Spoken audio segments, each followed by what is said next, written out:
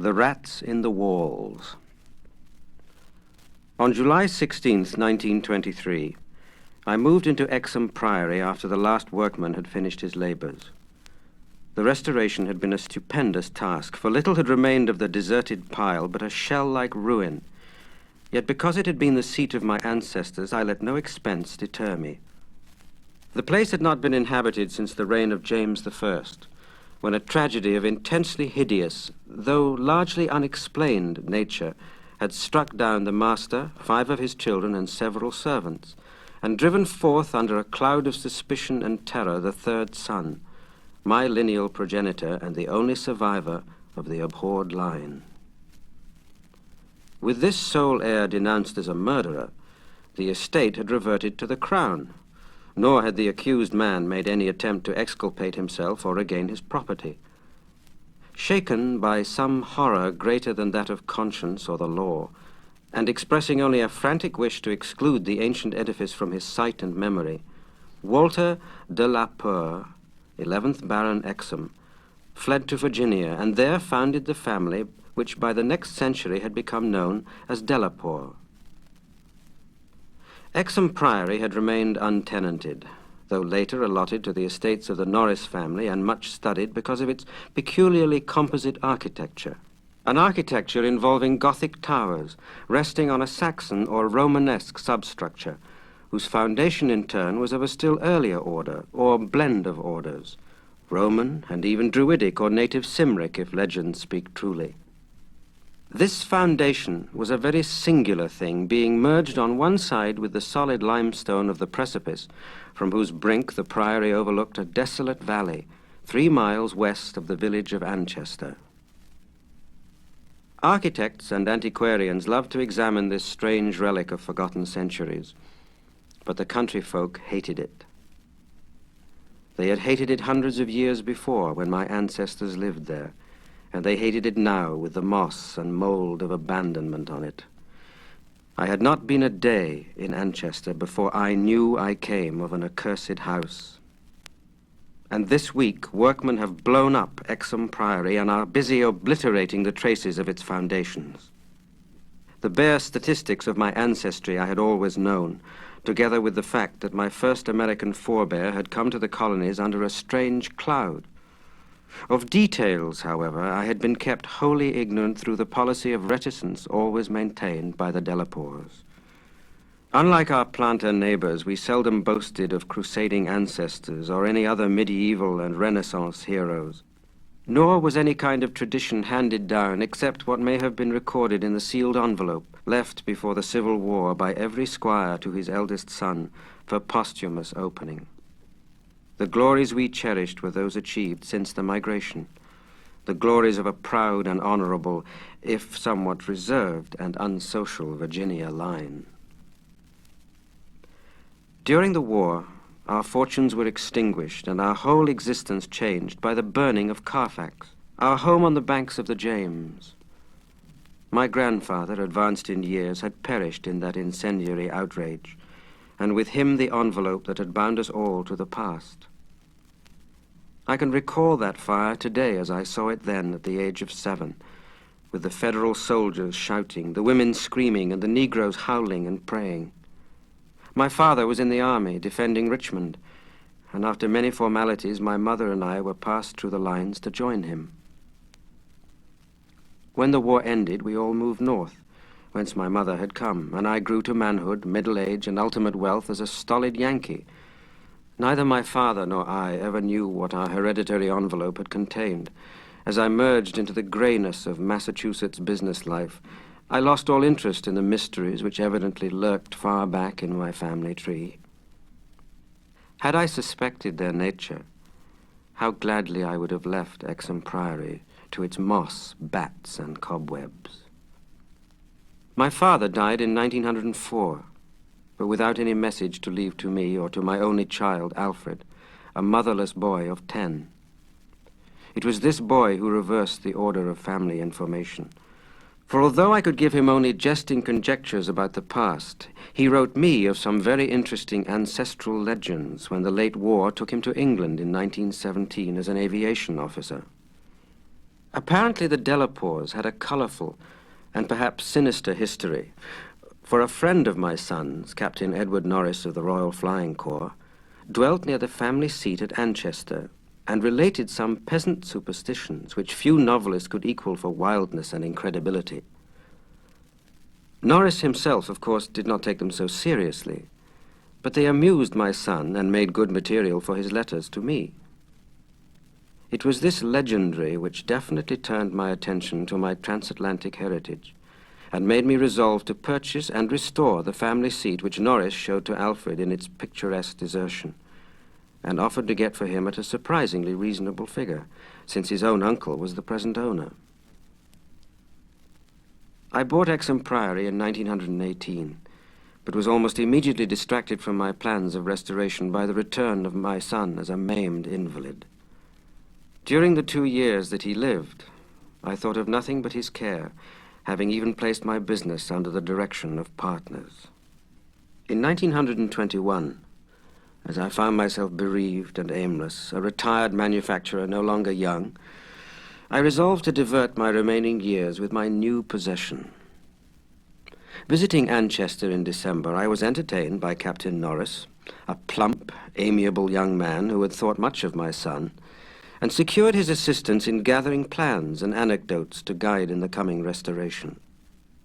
Exham Priory itself I saw without emotion, a jumble of tottering medieval ruins covered with lichens and honeycombed with rooks' nests, perched perilously upon a precipice and denuded of all floors or other interior features save the stone walls of the separate towers.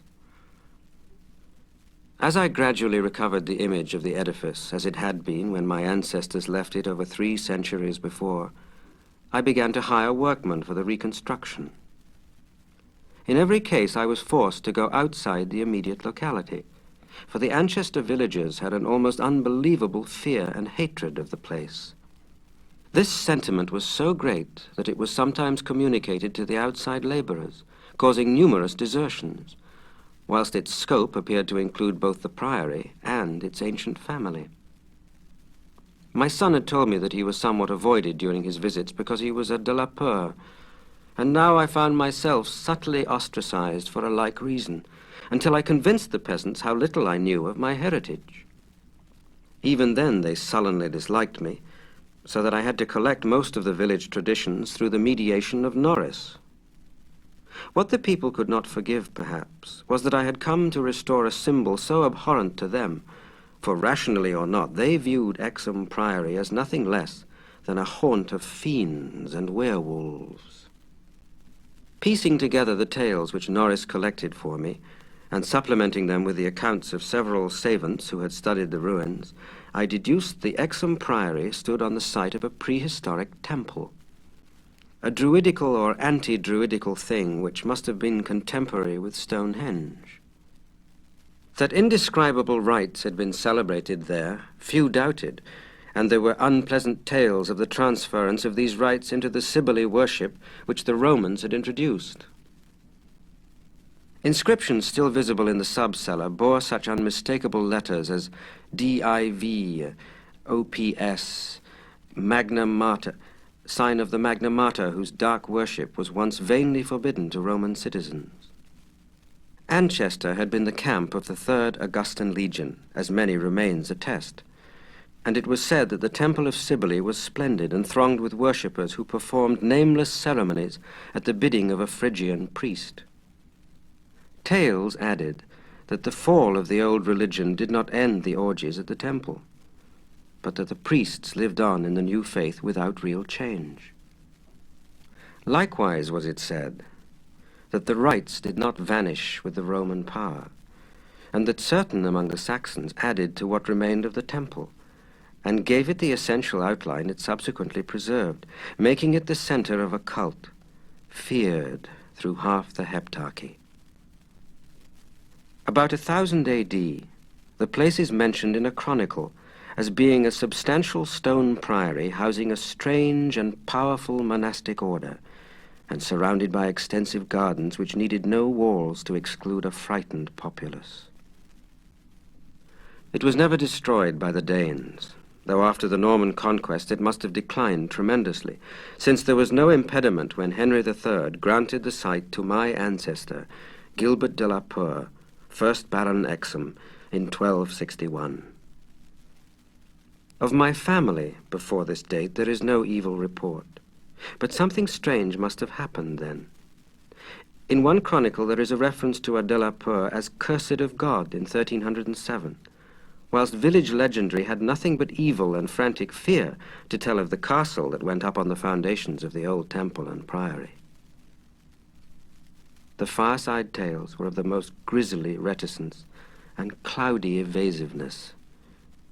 They represented my ancestors as a race of hereditary demons, beside whom Gilles de Retz and the Marquis de Sade would seem the veriest tyros, and hinted whisperingly at their responsibility for the occasional disappearances of villages through several generations. The worst characters, apparently, were the barons and their direct heirs. At least, most was whispered about these. If of healthier inclinations, it was said, an heir would early and mysteriously die, to make way for another more typical scion. There seemed to be an inner cult in the family, presided over by the head of the house, and sometimes closed except to a few members. Temperament rather than ancestry was evidently the basis of this cult, for it was entered by several who married into the family. Lady Margaret Trevor from Cornwall, wife of Godfrey, the second son of the 5th Baron, became a favourite bane of children all over the countryside, and the demon heroine of a particularly horrible old ballad not yet extinct near the Welsh border.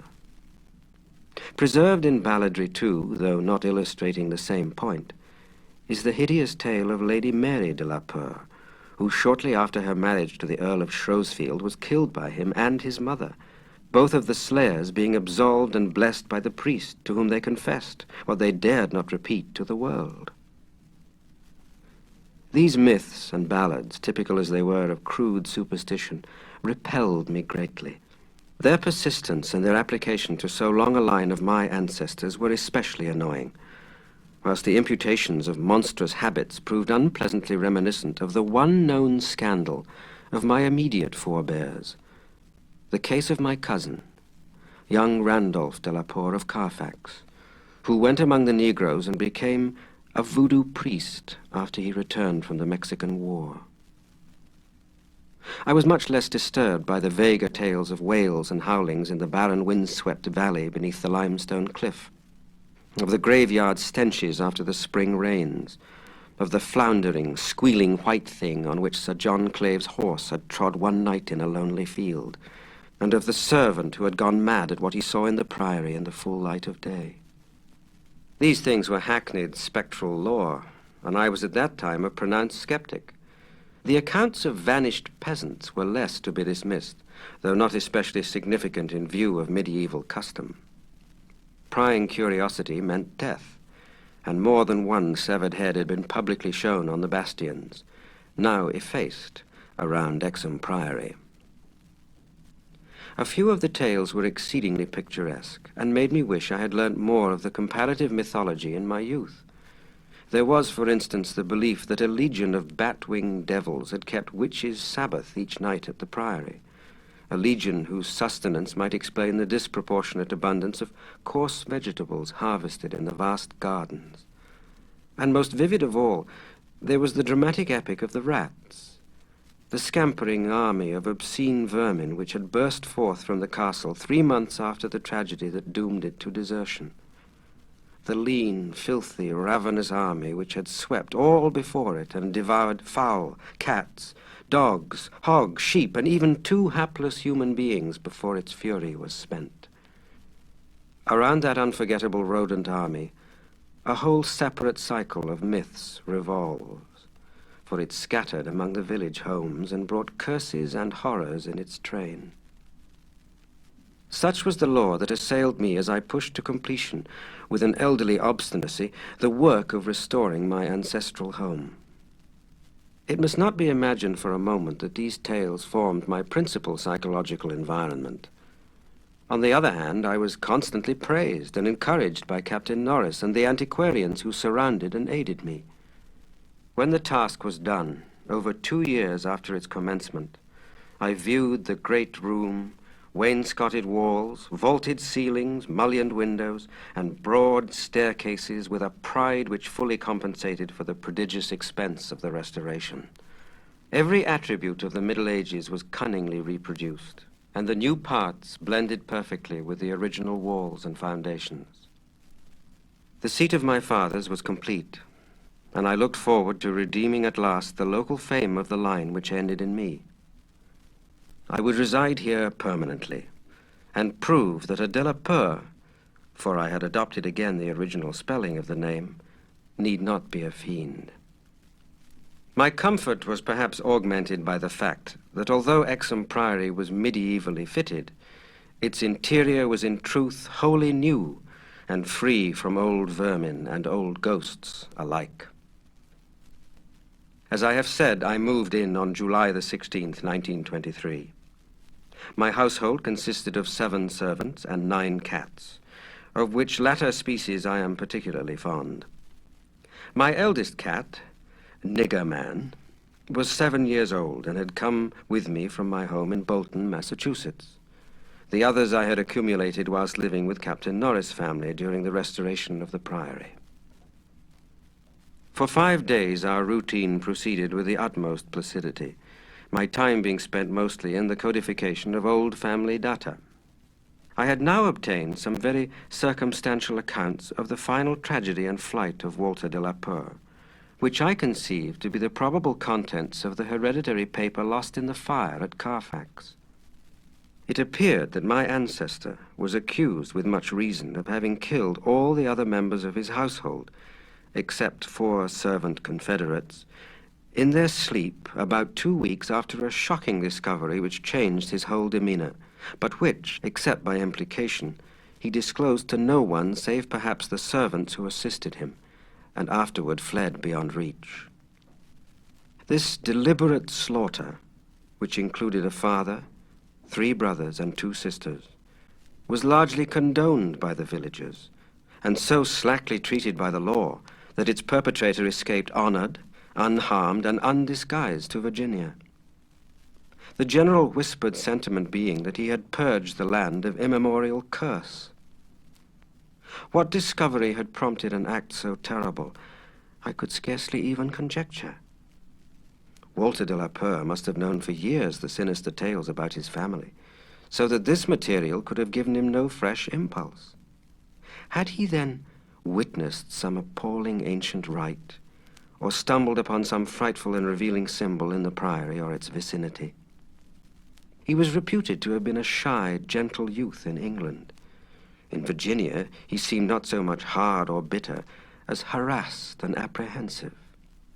He was spoken of in the diary of another gentleman adventurer, Francis Harley of Bellevue, as a man of unexampled justice, honor, and delicacy.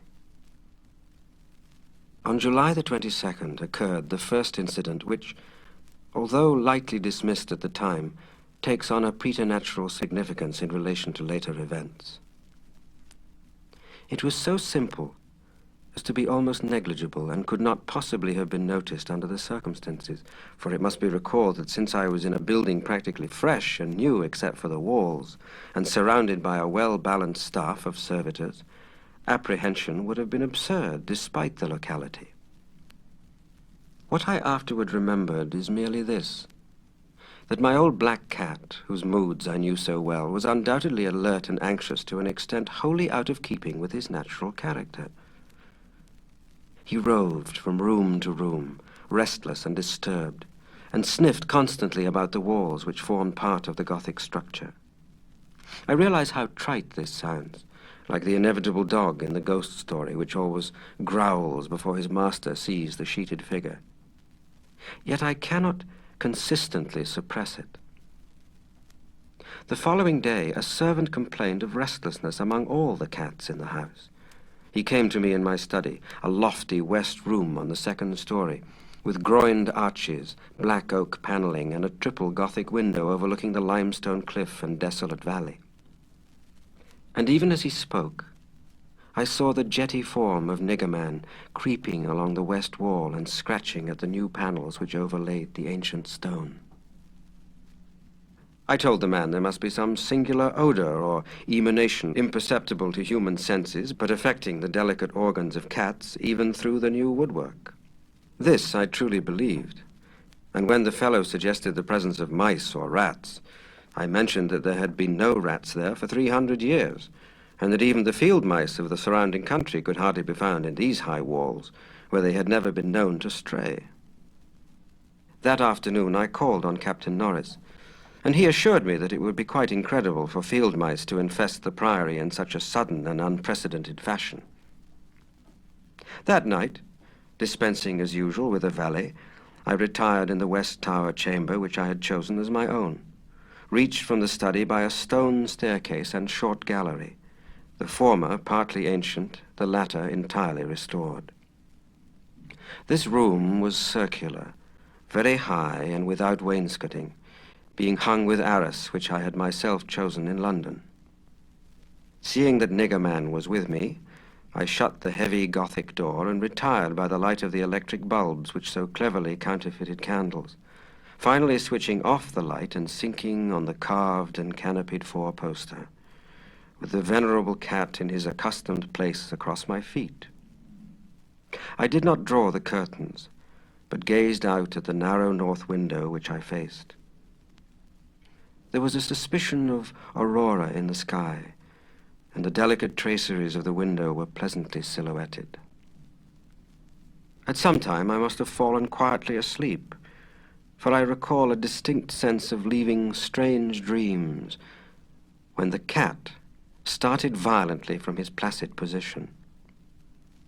I saw him in the faint auroral glow, head strained forward, 4 feet on my ankles and hind feet stretched behind. He was looking intensely at a point on the wall somewhat west of the window, a point which to my eye had nothing to mark it, but toward which all my attention was now directed. And as I watched, I knew that Niggerman was not vainly excited. Whether the arras actually moved, I cannot say. I think it did, very slightly. But what I can swear to is that behind it I heard a low, distinct scurrying as of rats or mice. In a moment, the cat had jumped bodily on the screening tapestry, bringing the affected section to the floor with his weight, and exposing a damp, ancient wall of stone, patched here and there by the restorers, and devoid of any trace of rodent prowlers. Niggerman raced up and down the floor by this part of the wall, clawing the fallen arras, and seemingly trying at times to insert a paw between the wall and the oaken floor. He found nothing, and after a time returned wearily to his place across my feet. I had not moved, but I did not sleep again that night. In the morning I questioned all the servants and found that none of them had noticed anything unusual, save that the cook remembered the actions of a cat which had rested on her windowsill. This cat had howled at some unknown hour of the night, awaking the cook in time for her to see him dart purposefully out of the open door down the stairs. I drowsed away the noontime, and in the afternoon called again on Captain Norris, who became exceedingly interested in what I told him. The odd incident, so slight yet so curious, appealed to his sense of the picturesque and elicited from him a number of reminiscences of local ghostly lore. We were genuinely perplexed at the presence of rats, and Norris lent me some traps and Paris green which I had the servants place in strategic localities when I returned. I retired early, being very sleepy, but was harassed by dreams of the most horrible sort. I seemed to be looking down from an immense height upon a twilit grotto, knee-deep with filth, where a white-bearded demon swineherd drove about with his staff a flock of fungus, flabby beasts, whose appearance filled me with unutterable loathing. Then, as the swineherd paused and nodded over his task, a mighty swarm of rats rained down on the stinking abyss and fell to devouring beasts and man alike. From this terrific vision, I was abruptly awakened by the motions of Niggerman, who had been sleeping as usual across my feet. This time I did not have to question the source of his snarls and hisses, and of the fear which made him sink his claws into my ankle, unconscious of their effect. For on every side of the chamber the walls were alive with nauseous sound, the verminous slithering of ravenous, gigantic rats. There was now no aurora to show the state of the arras, the fallen section of which had been replaced, but I was not too frightened to switch on the light. As the bulbs leapt into radiance, I saw a hideous shaking all over the tapestry, causing the somewhat peculiar designs to execute a singular dance of death. This motion disappeared almost at once, and the sound with it. Springing out of bed, I poked at the arras with the long handle of a warming pan that rested near, and lifted one section to see what lay beneath. There was nothing but the patched stone wall, and even the cat had lost his tense realization of abnormal presences. When I examined the circular trap that had been placed in the room, I found all of the openings sprung, though no trace remained of what had been caught and had escaped. Further sleep was out of the question, so lighting a candle, I opened the door and went out in the gallery toward the stairs to my study, Niggerman following at my heels. Before we had reached the stone steps, however, the cat darted ahead of me and vanished down the ancient flight. As I descended the stairs myself, I became suddenly aware of sounds in the great room below, sounds of a nature which could not be mistaken.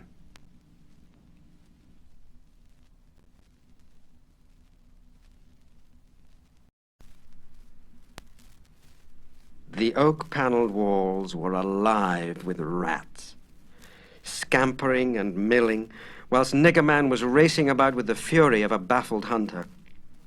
Reaching the bottom, I switched on the light, which did not this time cause the noise to subside. The rats continued their riot, stampeding with such force and distinctness that I could finally assign to their motions a definite direction. These creatures, in numbers apparently inexhaustible, were engaged in one stupendous migration from inconceivable heights to some depth, conceivably or inconceivably below.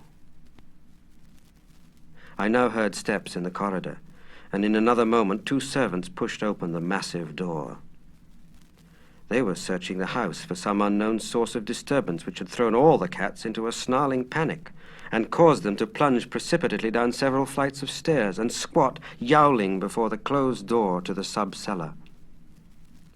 I asked them if they had heard the rats, but they replied in the negative, and when I turned to call their attention to the sounds in the panels, I realized that the noise had ceased.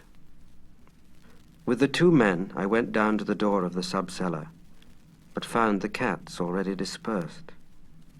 Later, I resolved to explore the crypt below. For the present, I merely made a round of the traps. All were sprung, yet all were tenantless. Satisfying myself that no one had heard the rats save the felines and me, I sat in my study till morning, thinking profoundly and recalling every scrap of legend I had unearthed concerning the building I inhabited. Absolutely nothing untoward was found, although we could not repress a thrill at the knowledge that this vault was built by Roman hands. Every low arch and massive pillar was Roman, not the debased Romanesque of the bungling Saxons, but the severe and harmonious classicism of the age of the Caesars. Indeed, the walls abounded with inscriptions familiar to the antiquarians who had repeatedly explored the place. Things like P. Getai, Prop, Temp, Dona, and L. Price, V.S., Pontifi, Attis. The reference to Attis made me shiver, for I had read Catullus and knew something of the hideous rites of the Eastern god, whose worship was so mixed with that of Cybele. Norris and I, by the light of lanterns, tried to interpret the odd and nearly effaced designs on certain irregularly rectangular blocks of stone generally held to be altars, but could make nothing of them.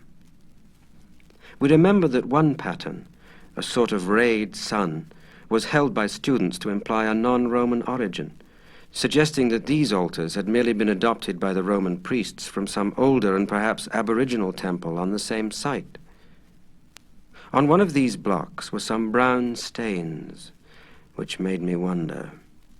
The largest in the center of the room had certain features on the upper surface which indicated its connection with fire, probably burnt offerings.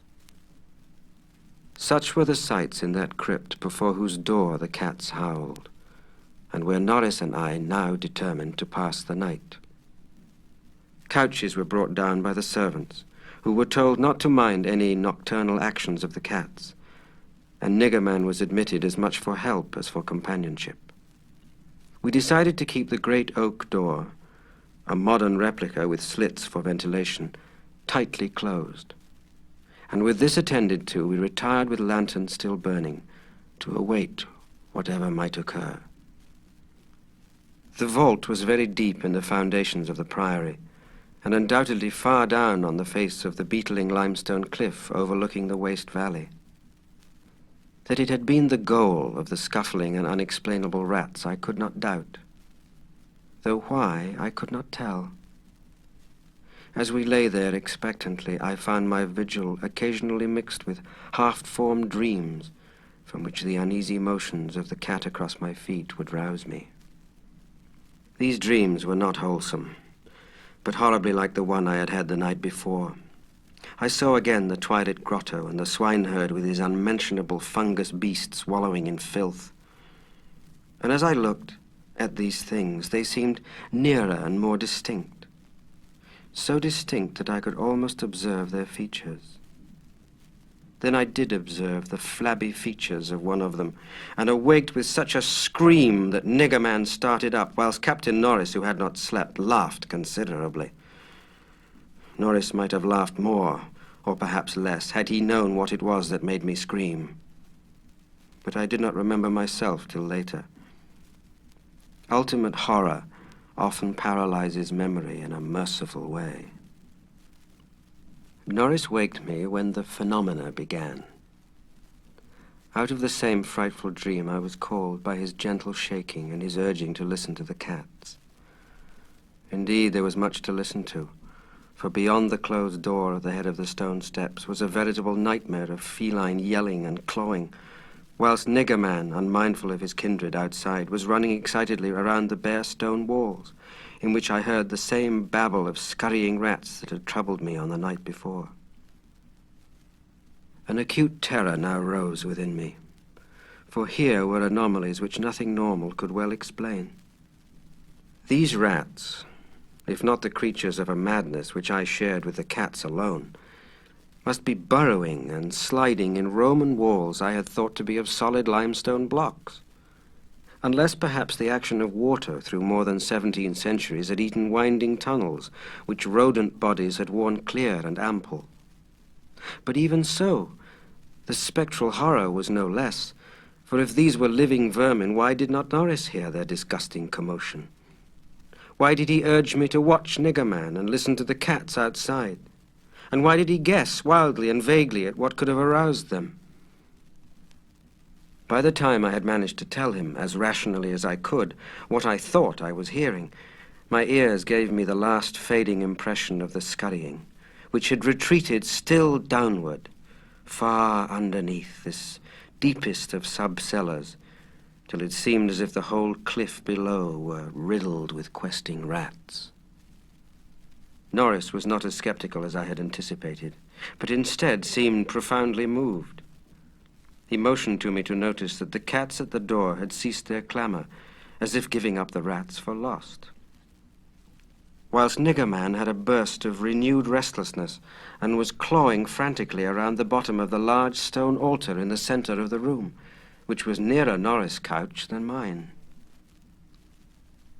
My fear of the unknown was at this point very great. Something astounding had occurred, and I saw that Captain Norris, a younger, stouter, and presumably more naturally materialistic man, was affected fully as much as myself, perhaps because of his lifelong and intimate familiarity with local legend. We could for the moment do nothing but watch the old black cat as he pawed with decreasing fervor at the base of the altar, occasionally looking up and mewing to me in that persuasive manner which he used when he wished me to perform some favor for him. Norris now took a lantern close to the altar and examined the place where Niggerman was pawing, silently kneeling and scraping away the lichens of the centuries which joined the massive pre-Roman block to the tessellated floor.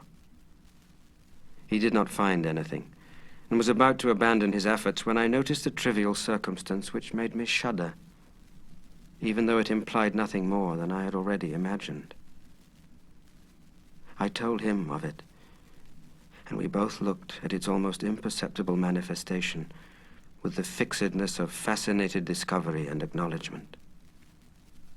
It was only this, that the flame of the lantern set down near the altar was slightly but certainly flickering from a draught of air which it had not before received, and which came indubitably from the crevice between floor and altar where Norris was scraping away the lichens. We spent the rest of the night in the brilliantly lighted study, nervously discussing what we should do next. The discovery that some vault, deeper than the deepest known masonry of the Romans, underlay this accursed pile, some vault unsuspected by the curious antiquarians of 3 centuries, would have been sufficient to excite us without any background of the sinister. As it was, the fascination became twofold, and we paused in doubt whether to abandon our search and quit the priory forever in superstitious caution, or to gratify our sense of adventure and brave whatever horrors might await us in the unknown depths. By morning we had compromised, and decided to go to London to gather a group of archaeologists and scientific men fit to cope with the mystery.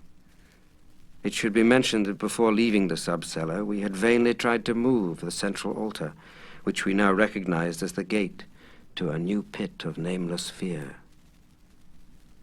What secret would open the gate, wiser men than we would have to find. During many days in London, Captain Norris and I presented our facts, conjectures, and legendary anecdotes to 5 eminent authorities, all men who could be trusted to respect any family disclosures which future explorations might develop. We found most of them little disposed to scoff, but instead intensely interested and sincerely sympathetic. It is hardly necessary to name them all, but I may say that they included Sir William Brinton, whose excavations in the Troad excited most of the world in their day.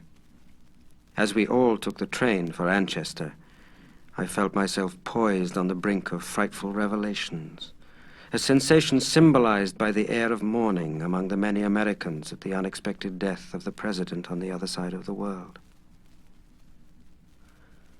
On the evening of August the 7th, we reached Exham Priory, where the servants assured me that nothing unusual had occurred. The cats, even old Niggerman, had been perfectly placid, and not a trap in the house had been sprung. We were to begin exploring on the following day, awaiting which I assigned well-appointed rooms to all my guests. I myself retired in my own tower chamber with Niggerman across my feet. Sleep came quickly, but hideous dreams assailed me. There was a vision of a Roman feast like that of Trimalchio, with a horror in a covered platter. Then came that damnable, recurrent thing about the swineherd and his filthy drove in the twilit grotto. Yet when I awoke, it was full daylight, with normal sounds in the house below. The rats, living or spectral, had not troubled me, and Niggerman was still quietly asleep. On going down, I found the same tranquility had prevailed elsewhere, a condition which one of the assembled savants, a fellow named Thornton, devoted to the psychic, rather absurdly laid to the fact that I had now been shown the thing which certain forces had wished to show me. All was now ready, and at 11 a.m. our entire group of 7 men, bearing powerful electric searchlights and implements of excavation, went down to the sub-cellar and bolted the door behind us. Niggerman was with us, for the investigators found no occasion to despise his excitability, and were indeed anxious that he be present in case of obscure rodent manifestations. We noted the Roman inscriptions and unknown altar designs only briefly, for 3 of the savants had already seen them and all knew their characteristics. Prime attention was paid to the momentous central altar, and within an hour Sir William Brinton had caused it to tilt backward, balanced by some unknown species of counterweight. There now lay revealed such a horror as would have overwhelmed us had we not been prepared. Through a nearly square opening in the tiled floor, sprawling on a flight of stone steps so prodigiously worn that it was little more than an inclined plane at the center, was a ghastly array of human or semi-human bones. Those which retained their collocation as skeletons showed attitudes of panic fear, and over all were the marks of rodent gnawing. The skulls denoted nothing short of utter idiocy, cretinism, or primitive semi-apedom. Above the hellishly littered steps arched a descending passage, seemingly chiseled from the solid rock, and conducting a current of air. This current was not a sudden and noxious rush as from a closed vault, but a cool breeze with something of freshness in it. We did not pause long, but shiveringly began to clear a passage down the steps. It was then that Sir William, examining the hewn walls, made the odd observation that the passage, according to the direction of the strokes, must have been chiseled from beneath. I must be very deliberate now and choose my words. After ploughing down a few steps amidst the gnawed bones, we saw that there was light ahead. Not any mystic phosphorescence, but a filtered daylight, which could not come except from unknown fissures in the cliff that overlooked the waste valley. That such fissures had escaped notice from outside was hardly remarkable, for not only is the valley wholly uninhabited, but the cliff is so high and beetling that only an aeronaut could study its face in detail. A few steps more, and our breaths were literally snatched from us by what we saw. So literally that Thornton, the psychic investigator, actually fainted in the arms of the dazed man who stood behind him. Norris, his plump face utterly white and flabby, simply cried out inarticulately, whilst I think that what I did was to gasp or hiss and cover my eyes. The man behind me, the only one of the party older than I, croaked the hackneyed, "My God," in the most cracked voice I ever heard. Of 7 cultivated men, only Sir William Brinton retained his composure, a thing the more to his credit because he led the party and must have seen the sight first. It was a twilit grotto of enormous height, stretching away further than any eye could see, a subterraneous world of limitless mystery and horrible suggestion. There were buildings and other architectural remains. In one terrified glance, I saw a weird pattern of tumuli, a savage circle of monoliths, a low-domed Roman ruin, a sprawling Saxon pile, and an early English edifice of wood.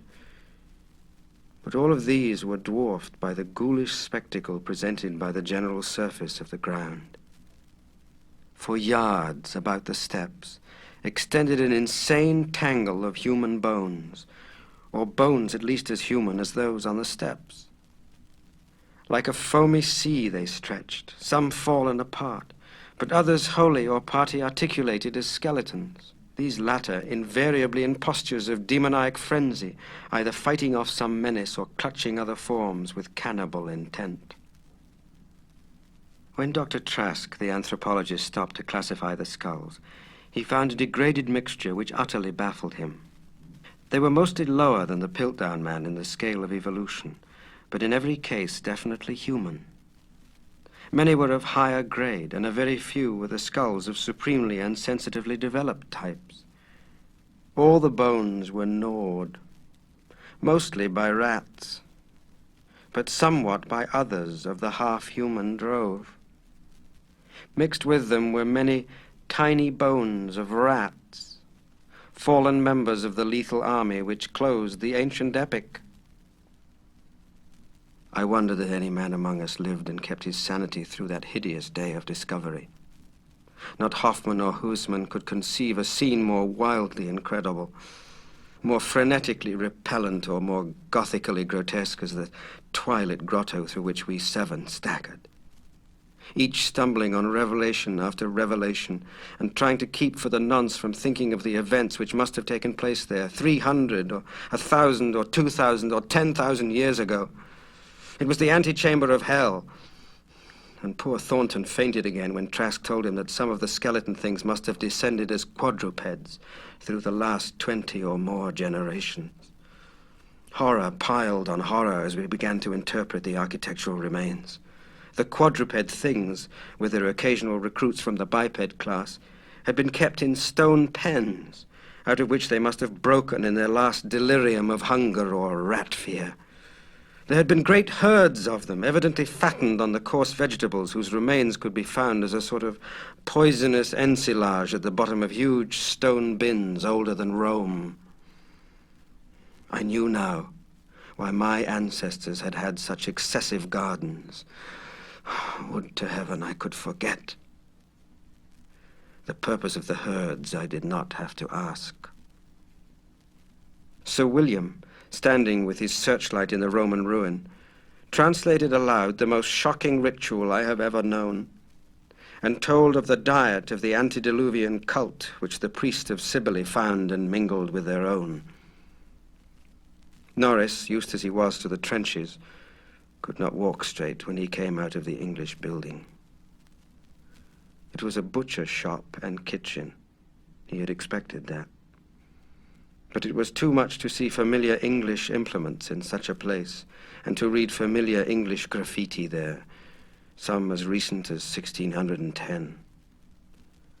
I could not go in that building whose demon activities were stopped only by the dagger of my ancestor Walter de la Peur. What I did venture to enter was the low Saxon building whose oaken door had fallen, and there I found a terrible row of 10 stone cells with rusty bars. 3 had tenants, all skeletons of high grade, and on the bony forefinger of one I found a seal ring with my own coat of arms. Sir William found a vault with far older cells below the Roman chapel, but these cells were empty. Below them was a low crypt with cases of formally arranged bones, some of them bearing terrible parallel inscriptions carved in Latin, Greek, and the tongue of Phrygia. Meanwhile, Dr. Trask had opened one of the prehistoric tumuli and brought to light skulls which were slightly more human than a gorilla's and which bore indescribably ideographic carvings. Through all this horror, my cat stalked unperturbed. Once I saw him monstrously perched atop a mountain of bones and wondered at the secrets that might lie behind his yellow eyes. Having grasped to some slight degree the frightful revelations of this twilit area, an area so hideously foreshadowed by my recurrent dream, we turned to that apparently boundless depth of midnight cavern where no ray of light from the cliff could penetrate. We shall never know what sightless Stygian worlds yawn beyond the little distance we went, for it was decided that such secrets are not good for mankind. But there was plenty to engross us close at hand, for we had not gone far before the searchlights showed that accursed infinity of pits in which the rats had feasted, and whose sudden lack of replenishment had driven the ravenous rodent army first to turn on the living herds of starving things, and then to burst forth from the priory in that historic orgy of devastation which the peasants will never forget. God, those carrion black pits of sword-picked bones and open skulls, those nightmare chasms choked with the pithecanthropoid, Celtic, Roman, and English bones of countless unhallowed centuries. Some of them were full, and none can say how deep they had once been. Others were still bottomless to our searchlights and peopled by unnameable fancies. What, I thought, of the hapless rats that stumbled into such traps amidst the blackness of their quests in this grisly Tartarus? Once my foot slipped near a horribly yawning brink, and I had a moment of ecstatic fear. I must have been musing a long time, for I could not see any of the party but the plump Captain Norris. Then there came a sound from the inky, boundless farther distance that I thought I knew, and I saw my old black cat dart past me like a winged Egyptian god, straight into the illimitable gulf of the unknown. But I was not far behind, for there was no doubt after another second. It was the eldritch scurrying of those fiend-born rats, always questing for new horrors and determined to lead me on even unto those grinning caverns of Earth's center, where Nyarlathotep, the mad, faceless god, howls blindly in the darkness to the piping of two amorphous, idiot flute players. My searchlight expired, but still I ran. I heard voices and yowls and echoes, but above all there gently rose that impious, insidious scurrying, gently rising, rising as a stiff, bloated corpse gently rises above an oily river that flows under endless onyx bridges to a black, putrid sea. Something bumped into me, something soft and plump. It must have been the rats, the viscous, gelatinous, ravenous army that feast on the dead and the living. Why shouldn't rats eat a Delapour as a Delapour eats forbidden things? The war ate my boy, damn them all. And the Yanks ate Carfax with flames and burnt Grandsire Delapour in the secret? No, I tell you, I am not that demon swineherd in the Twilight Grotto. It was not Edward Norris' fat face on that flabby fungus thing. Who says I am a Delapour? He lived, but my boy died. Shall a Norris hold the lands of a Delapour? It's voodoo, I tell you. That spotted snake. Curse you, Thornton. I'll teach you to faint at what my family do. Sblood, thou stinkard! I'll learn ye how to gust. Will ye swing to me, Thilkewith? Magna Mater, Magna Mater, Magna Mater. Artis, diar gaidan aduan, agus bandunachort, adonas dolasor, dagus leasat, Ungler, Ungler, Ungler.